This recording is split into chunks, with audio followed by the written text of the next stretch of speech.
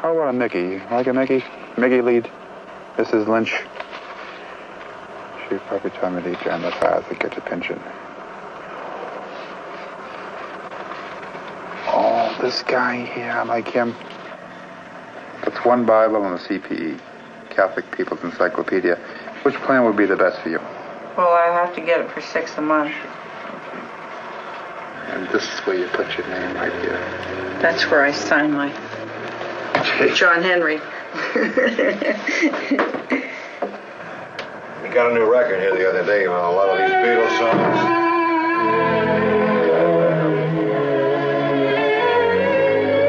It's got some of a tape. The tape gives a better four-rounder tone.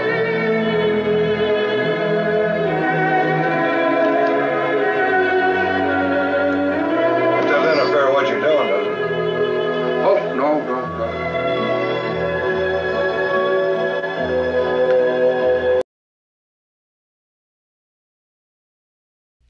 Okay, so you can see the Maysles brothers are shooting there with their 16mm camera.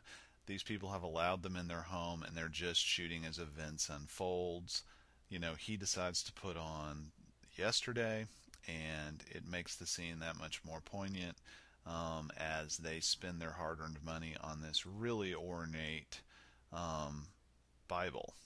And the film's interesting because it covers the Bible salesmen as they go to their convention, and they talk about sales figures, and you know, they kind of shake down local priests for leads. It's a very interesting film. Check it out if you get the chance. That's a good example of direct cinema.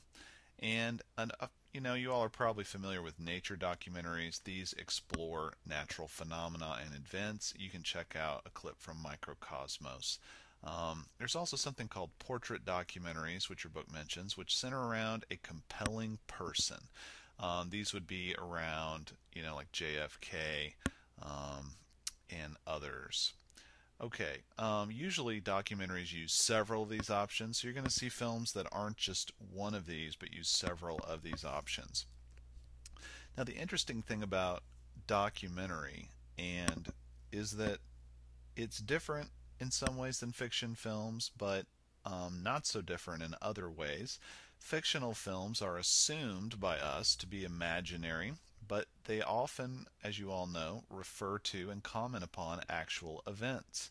Fiction films are typically staged, rehearsed, filmed, and refilmed, edited and re-edited.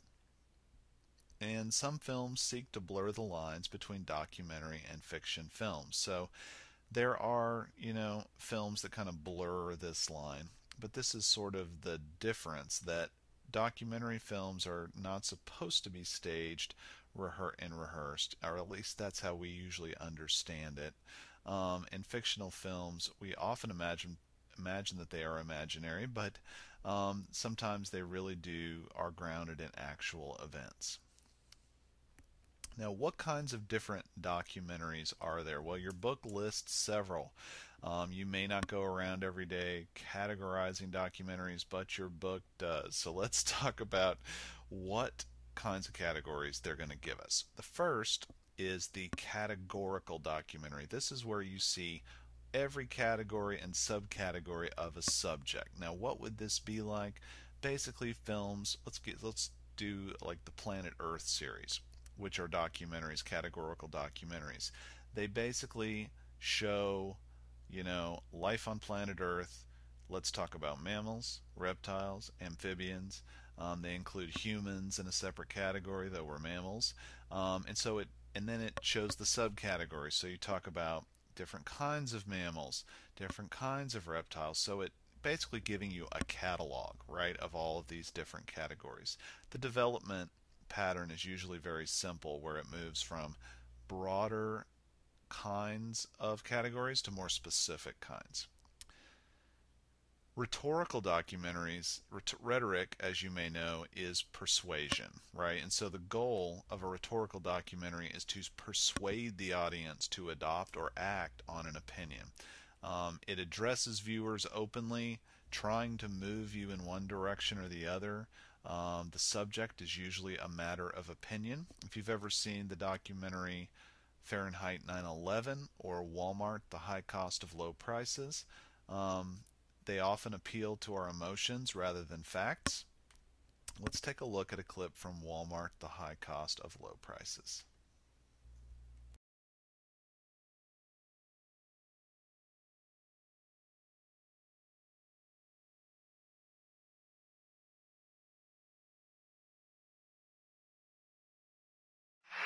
Please give a warm welcome to Lee Scott, President and Chief Executive Officer, Walmart Stores Incorporated. Whoa! I know. Thank you. Thank you. I know. All right. Every year. Okay. It'd be a pleasure for anybody to be the CEO of this company because, you know, it doesn't matter if you're Sam Walton or you're David Glass or you're Lee Scott. When you come to this meeting year after year, you get to say, we had record sales. We had record earnings. We had record reinvestment back into our company.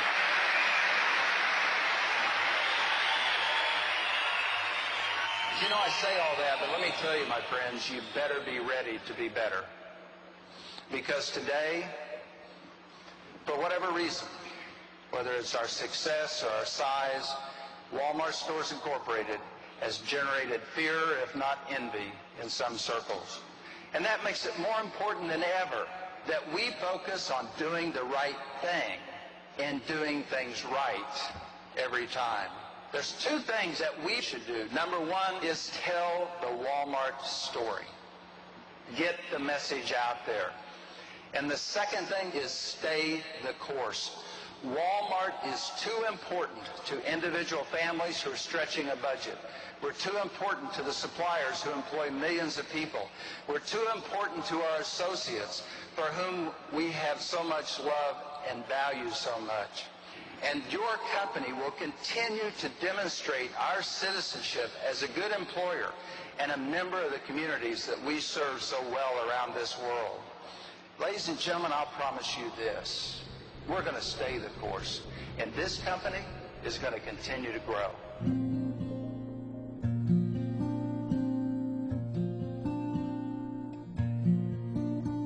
Actually, H&H was started in 1962.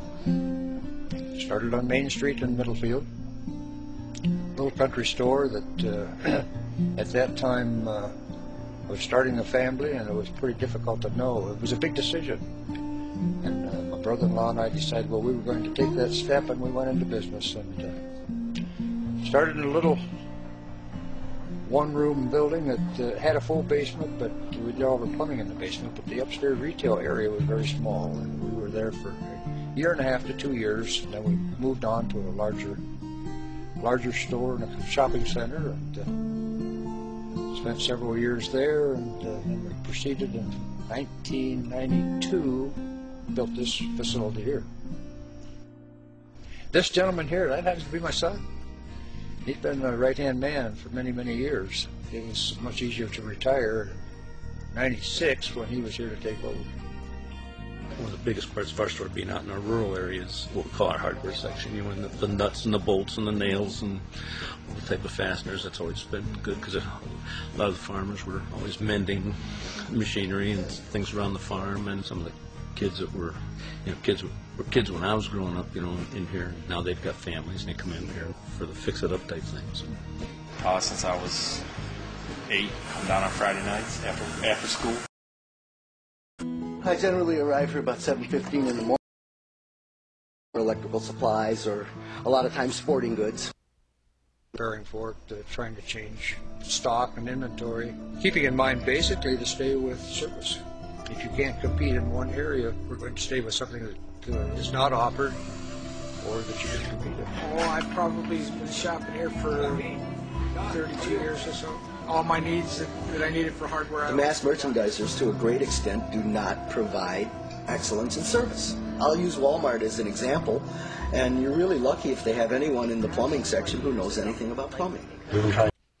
Okay, so in this documentary, the filmmaker has an axe to grind against Walmart, and he is going to build his argument using family businesses who've been hurt by Walmart. He's going to give us this example and build an argument that way.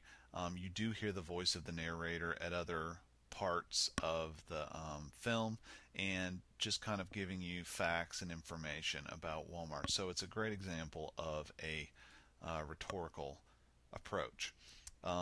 In a rhetorical documentary, you have arguments from experts or from sources. These arguments come from supposedly reliable sources of information. I guess I'm a little skeptical always about reliable sources or experts, as we all should be.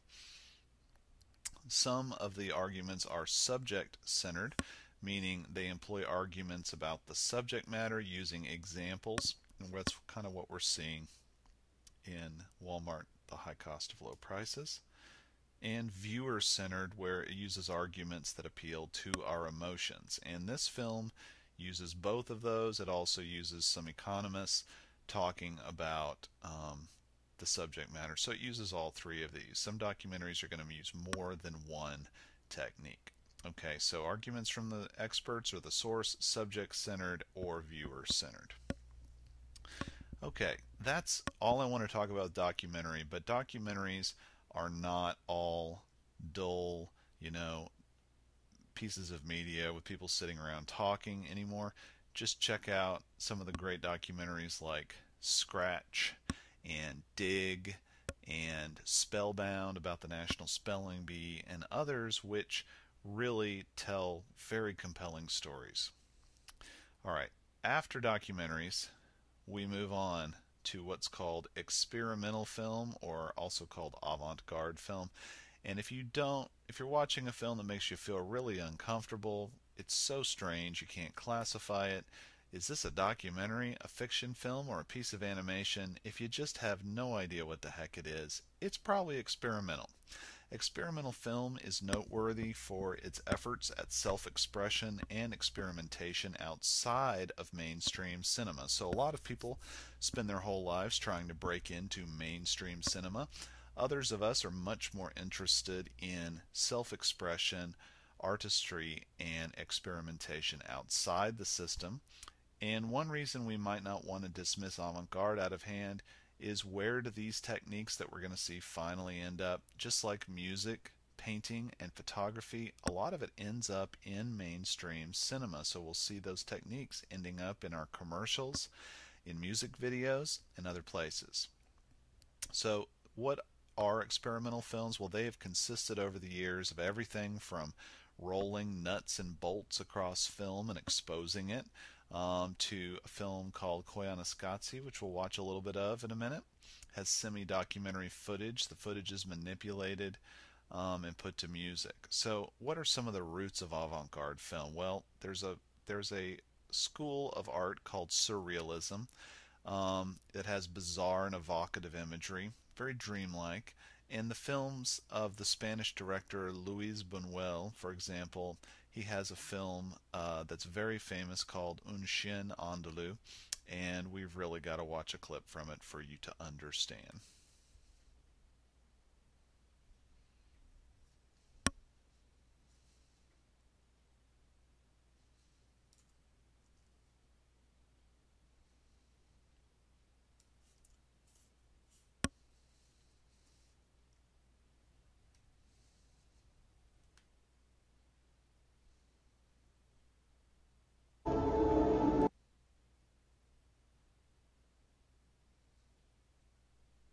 Let's start here.